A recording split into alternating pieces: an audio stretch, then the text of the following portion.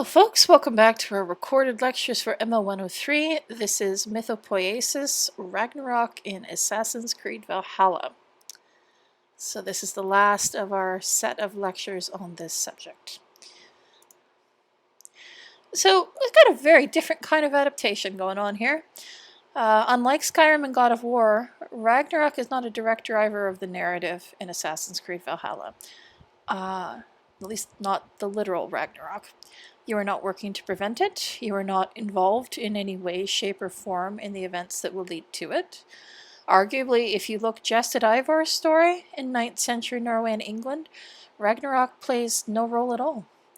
I mean, yes, there are reflections of it everywhere on many different levels of the game world and narrative, but it's a much more sophisticated incorporation of this particular source of inspiration. These reflections are metaphorical and thematic. So, let's talk about where we do see them. So if we're looking for different layers of Ragnarok imagery in Assassin's Creed Valhalla, the most narratively significant is the one that happens in human prehistory. Elsewhere in the Assassin's Creed series, it's referred to as the Great Catastrophe, the first disaster, or the Toba Catastrophe. It happens in 75,000 BCE. What it is a coronal mass ejection, so a giant solar flare that nearly destroys both the Isu and humanity. It's not quite the land being set aflame by Surtur, but, pretty good parallel in imagery. There's a very extensive backstory within the Assassin's Creed series as to the many different ways that the Isu tried to stave off catastrophe, all of which failed. There's also a second catastrophe in 2012 that we'll talk about, which brings up the concept of cyclical time. But Assassin's Creed Valhalla introduces a seventh potential solution. This is one brought about by the efforts of the Norse branch of the Isu in collaboration with some of the so-called Greco-Roman Isu. This is the creation of what is mentioned in the game as the Mead, and of course the Yggdrasil supercomputer, in order to store the consciousness of the Isu and reincarnate them into new human bodies once the earth has recovered. So basically, the gods will be reborn, just like Hodor and Balder. When you see Odin and the other Isu arrange for the reincarnations, they drink the mead, they connect to Yggdrasil, and then they head off to face their fate. Despite the promise of rebirth, their original selves are still doomed. It's complicated because what you see is not really what... you're not sure that is actually what you're seeing when it comes right down to it, because of the many different layers of sort of cultural filter that come over top of it. The consequences of the coronal mass ejection are as bad as expected. The Earth's magnetic field flipped its polarity, exposing it to radiation. The planet burned and tore itself apart with earthquakes. And according to the backstory, less than 10,000 humans and only a small number of Isu survived. The two species had been at war prior to the catastrophe. It's why the Isu missed seeing what was to come until it was too late. But they made peace and they worked together to restore the planet. But the Isu were too low in number to survive as an independent species, and their facilities and technology vanish from view as humanity rebounds and remakes the face of the planet. So that, by the way, is an image of actual Odin, Isu Odin. It's basically an older version of the male version of Ivor. So it's an interesting choice. I mean, Odin's voice actor is also Ivor's voice actor, just putting on an older type of voice. So, they are trying to make that connection, as we talked about when we did the Odin lecture. But I still wonder, are we actually seeing that, or is it yet still filtered through someone else's perception? There's just layers upon layers of this game. I need to play it about 4 more times, but I don't have 400 more hours to do that, so I'm not sure when that's going to happen. Alright, I mentioned that there was another potential Ragnarok. There was almost a second catastrophe in 2012, and this is part of the overarching plot early in the Assassin's Creed series. It's averted when Desmond Miles activates an Isu device that creates a planetary shield. It was one of the failed solutions of the original Isu, but because it was automated, it completed itself over the millennium. And really, this is riffing off the 2012 phenomenon, the real-life 2012 phenomenon. This is where people thought the end of the Mayan Mesoamerican long calendar meant that the world was going to end. It was a weird time. I'll just leave it at that. Now, in the game world, by the time 2020 comes about, the device had been running for years, and it had caused Earth's magnetic field to increase. There are huge electromagnetic disturbances worldwide. There's an aurora borealis over the entire planet. And Assassin's Creed Valhalla's modern-day protagonist, Layla, who's in the image there, winds up sacrificing her life, just like Desmond sacrificed his, to slow the device down. They can't shut it off because, there could be another coronal mass ejection. But she stays with her consciousness in Yggdrasil, looking for a permanent solution to the problem. So the existence of these additional potential burnings of the world raise the issue of cyclical death and rebirth again. There are many potential times that the world burns, always preceded by a period of disruption and war. So the human Isu war back in prehistory, and well, the 21st century, just basically. Even Layla is a sort of symbol of the collapse of social bonds. She holds a particular Isu artifact, the Staff of Hermes Trismegistus, which she gets from the heroine of the previous game, Odyssey.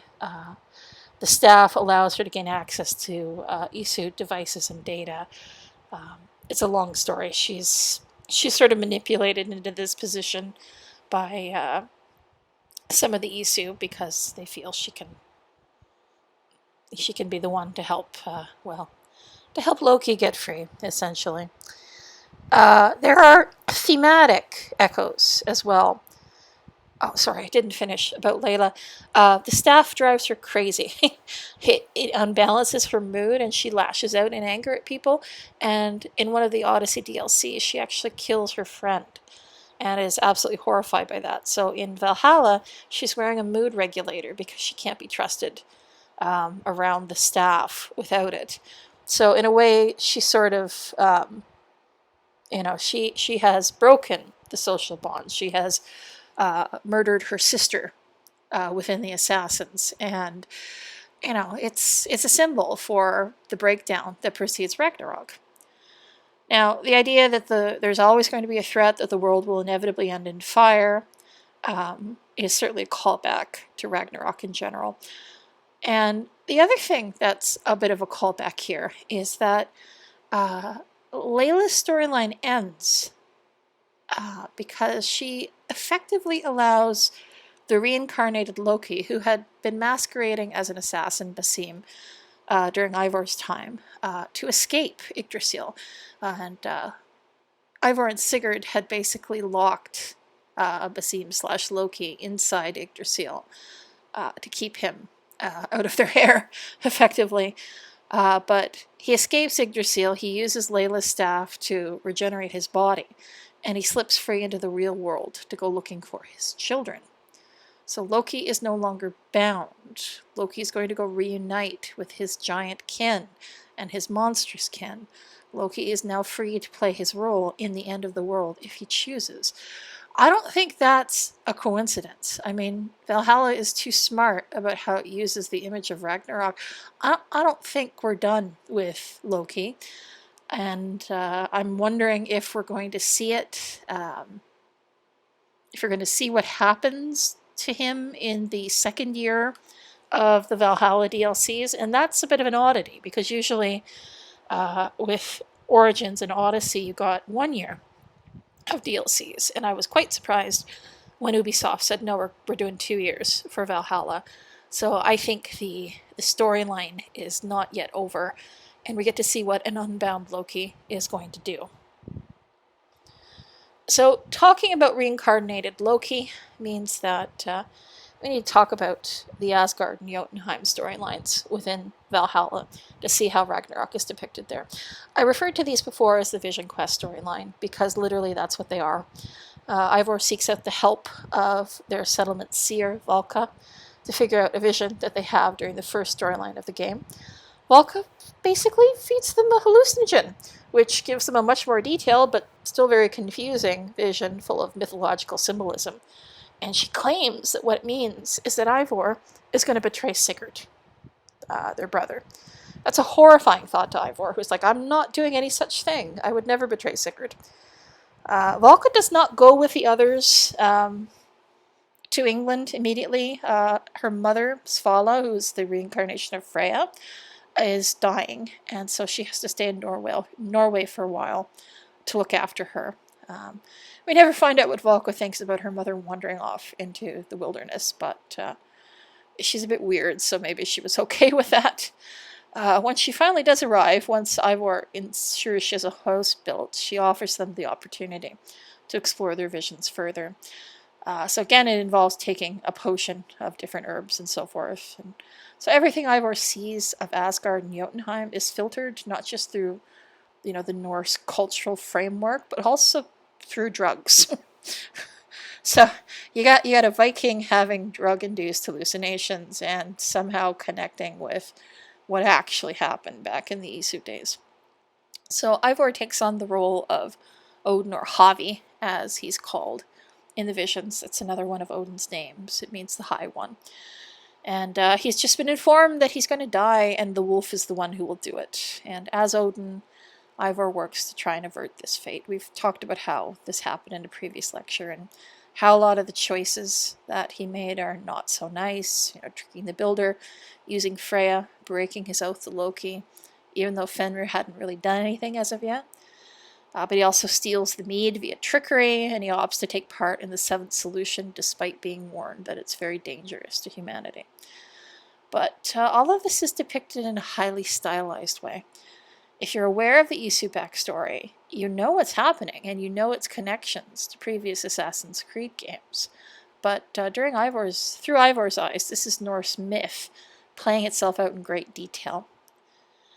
Now, in a really interesting choice, they use the same voice actors for the Jotun main characters as they do for the earlier versions of the same Isu characters under their Greco-Roman names. You even see moments from earlier Assassin's Creed games filtered through this metaphor.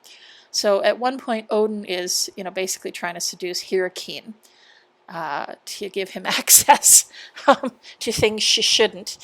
Hyrrokin is actually Juno from the earlier games, and she, in one moment, tries to reach out to speak to a voice that she hears from beyond. And the words she uses are the same words that Juno speaks to Ezio, one of the original Assassin's Creed protagonists. And you hear that same voice actor try to speak to her in return. So there are all these connections with earlier Assassin's Creed games, but it's all filtered through Norse mythology and Odin trying to stave off Ragnarok. Now, I'd say Fenrir is potentially the most interesting thing here.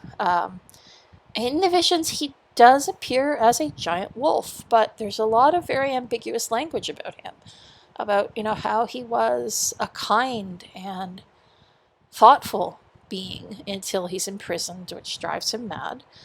And if you strip away the layers of metaphor, what he really is, whatever he actually is, physically, he's the child of Loki and Aletheia, who in the visions is Angrboda. She is a member of the Greco-Roman Isu. Which is the branch of the Isu who'd been at war with the Aesir. We see that represented in the visions as well, with the Jotun attacking Asgard across the Bifrost Bridge. So as someone who kind of falls between these two clans of Isu, his existence is a threat. And it's translated in this Norse cultural context as the giant wolf who's going to kill Odin at Ragnarok. So I'm pretty sure, looking at a couple of the images that are supposed to foreshadow later DLCs, that at least one of the DLCs yet to come is probably going to deal squarely with the Isu storyline, because it looks like Surtur is somehow involved. I'm really intrigued to see how they wind this all up. So, if we take a step back, what is the purpose of Ragnarok in Assassin's Creed Valhalla? I mean, fundamentally, it's just a really compelling apocalypse story. And the need to avert the end of the world had been a part of the franchise's overarching story arc for quite some time. Despite the many historical periods Assassin's Creed has visited, the Viking Age is really the first time that there's been such a detailed yet flexible framework to use as a way to approach the idea of apocalypse. The games that are in more modern settings don't have that. Ptolemaic Egypt and Origins didn't have that. Classical Greece doesn't have that either. The thematic elements that seem to attract the Valhalla writers were, first of all, the inevitability of it, which matches up with the difficulty that the Isu had trying to find a way to avert it. Some of the visuals, the land burning, that sort of thing. The cyclical nature of this particular end of the world, and also I would argue, the idea that it is something you bring on yourself, or at least something that you're not able to stop because you're too busy falling apart as a society, or fighting wars, or what have you. It's not necessarily true to the Norse context, but it is a moral lesson for the modern audience, I would argue. I mean, Ragnarok just really resonates. Pardon the alliteration. In general, too, I think there's a lot more interest in the concept of Ragnarok in popular culture, which is something that we're going to talk about at the Zoom session. They're also playing to that. As a plot or a narrative device, Ragnarok is flexible, useful, and popular. I mean, it's a win-win-win scenario for using it here. Okay, I think that will do us. Thanks very much, guys. I will see you all at the Zoom session.